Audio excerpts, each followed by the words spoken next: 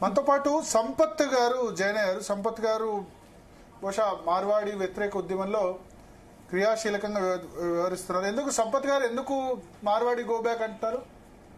నమస్కారం అండి అందరికి. మార్వాడిని గో బ్యాక్ అని నేను అనలేదు. మార్వాడీలని మేము రెస్పెక్ట్ చేస్తాము. మేము పుట్టి పెరిగింది అంతా వాళ్ళతో పాటే కాబట్టి మా జిగ్నీష్ అన్న వీళ్ళందరూ కూడా మా అన్న లాంటి వాళ్ళు. సో నేను చెప్పదలుచుకుంది ఏంటంటే భాష అనేది సరిగ్గా ఉండాలి.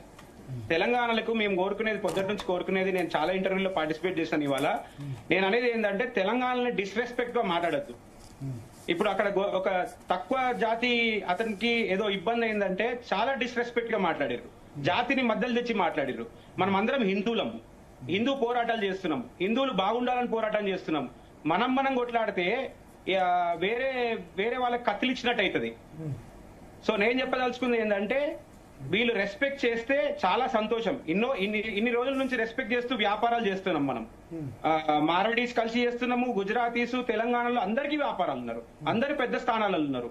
ఇంత పెద్ద స్థానాలలో ఉండి మన బుద్ధి ఎంత పెద్దగా ఉండాలి, ఇలా దోషించుకొని ఎంత ముందుకెళ్తాం. ఇంకో విషయం నేను అనేది ఏంటంటే ఇక్కడ రియల్ ఎస్టేట్ కానీ అవి కానివ్వండి చాలా కాంపిటేటివ్ ఎందుకు జరిగినాయి అంటే మార్వాడీస్ కూడా పార్టిసిపేట్ చేసినారు కాబట్టి ఆ రేట్లు పెరిగినాయి. దాంట్లో నేను ఏకీభవిస్తా. కానీ ఏంటంటే భాష అనేది చాలా ఇంపార్టెంట్ అండి. నిన్న ఒక పెద్ద మనిషి మా తెలంగాణలో తాగుబోతులు అంటారు. తాగుబోతులు ఎందుకు అవుతారండి? చిన్న స్థాయి జెడ్పీటీసీ చైర్మన్, జెడ్పీటీసీ స్థాయి నుంచి అలా ముఖ్యమంత్రి మన రేవంత్ రెడ్డి గారు ముఖ్యమంత్రి స్థానానికి ఆయన ఎంత కష్టపడి ఉంటే ముఖ్యమంత్రి అవుతారండి? ఆయన తెలంగాణ బిడ్డనే కదండి. తెలంగాణ తెచ్చిన కేసీఆర్ తెలంగాణ బిడ్డ కదండి.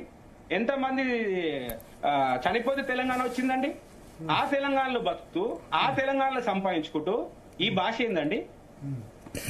అంటే ఇది సరే, ఇప్పుడు ఇది ఇంతకు ముందు మాట్లాడింది కాదు కదా. ఈ గొడవల సందర్భంగా వాళ్ళు మాట్లాడితే మార్వాడీలు ఈ విధంగా అంటే వాళ్ళు అగేన్స్ట్ గా నాకు తెలిసి ఒకళ్ళిద్దరు చర్చలో అన్నవి, ఎవరు బయటకు వచ్చి ప్రెస్ కాన్ఫరెన్స్ పెట్టినే కాదు కదా. ఇప్పుడు మీరు అన్న మాటలు తెలంగాణ వాళ్ళు తాగుబోతులనో అదనో ఇదనో ఇంతకుముందు అనలేదు. మార్వాడీలంతా పనికిరాని వాళ్ళు, వీళ్ళంతా దేశద్రోహులు, లేకపోతే వీళ్ళు ట్యాక్స్ ఎగ్గొట్టే వాళ్ళు అంటే వాళ్ళు నాకు తెలిసి ఒకళ్ళ ఇద్దరు టీవీలో ఎవరన్నా ఒకళ్ళు మాట్లాడి ఉంటారు అంతే తప్ప అది మొత్తం కమ్యూనిటీ స్టేట్మెంట్ కాదు కదా.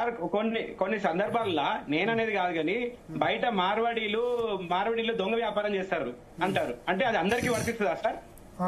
అందరిని కలిపే అంటారు కదా, మొత్తం మార్వాడి వర్తిస్తుంది కదా సార్. అది మార్వాడీస్ దొంగ వ్యాపారం చేస్తారంటే అందరికి వర్తిస్తుంది సార్.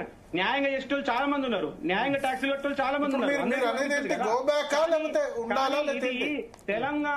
తెలంగాణ వాదులు తాగుపోతులు అనేది ఎంత పెద్ద వర్డ్ సార్ అది. I condemn it sir. దానికి క్షమాపణ చెప్పాలి, అన్నవాళ్ళు చెప్పాలి క్షమాపణ. ఓకే, దేశంలోనే అత్యధిక లిక్కర్ సేల్ అయ్యేటటువంటి రాష్ట్రం మనది తెలంగాణ. గర్వంగా మనం చెప్పుకుంటున్నాం. మనం నడుపుతున్నాం సార్ తెలంగాణలో. సార్ తెలంగాణ ఒకటి మాత్రం చెప్తా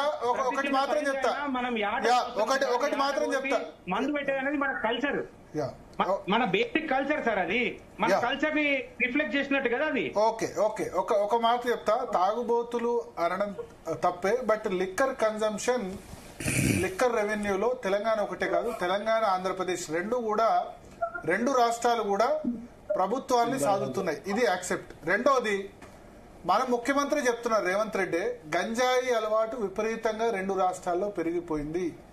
ఇది గనక మానకపోతే, ఇది ఇదే విధంగా ఉంటే, ఈ డ్రగ్ కల్చర్ ఇదే విధంగా ఉంటే అల్టిమేట్ గా సఫర్ అయ్యేది మన తెలంగాణ యూత్.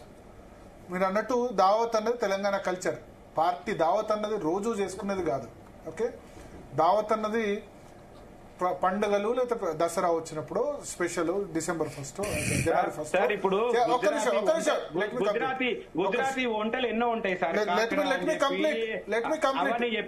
అవన్నీ మనం ఎంత బాగా బిజినెస్ నడిచేది మనం తింటాం కాబట్టి, బిజినెస్ నడిచే కాబట్టి అంత స్పోర్టీగా మనం తింటాం కాబట్టి వాళ్ళు నడుస్తాయి. ఇది గుజరాతీ ఫుడ్ నేను తినను, ఇది మార్వాడి ఫుడ్ నేను తినను అనం కదా సార్.